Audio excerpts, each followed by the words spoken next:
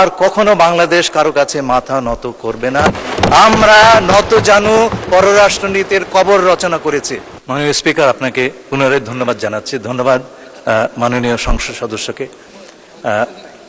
আপনারা নিশ্চয় লক্ষ্য করেছেন আমাদের মাননীয় প্রধানমন্ত্রীর সবল এবং সফল পররাষ্ট্রনীতির কারণে আজকে আমরা মেরুদণ্ড সোজা করে মাথা উঁচু করে দাঁড়িয়েছি।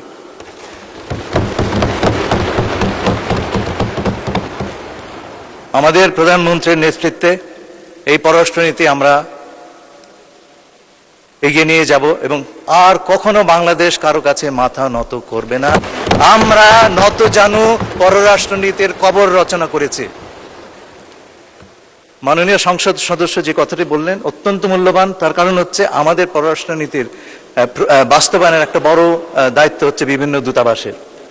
15 বছর ধরে যেই দুঃশাসন চলেছে তাতে আমাদের পররাষ্ট্রনীতি আমাদের হাতে ছিল না একটা বড় অংশে, এবং আমাদের বিভিন্ন দূতাবাসের কাজকর্মের ব্যাপারে সরকারের কোনো আগ্রহ ছিল না। আমরা সেই জায়গা থেকে বেরিয়ে এসেছি।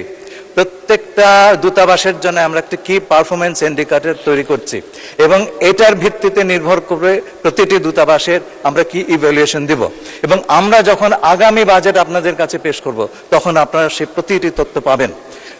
আপনাদের সেই তথ্য জানবার অধিকার আছে।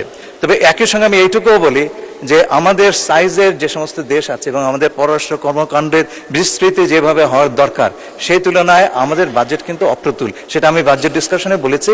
আগামীতে আমরা আশা করব আমাদের মাননীয় প্রধানমন্ত্রীর নেতৃত্বে আমরা এই বিষয়ে আরো বিপুলভাবে অগ্রগতি কায়েম করতে পারব। ধন্যবাদ আপনাদেরকে।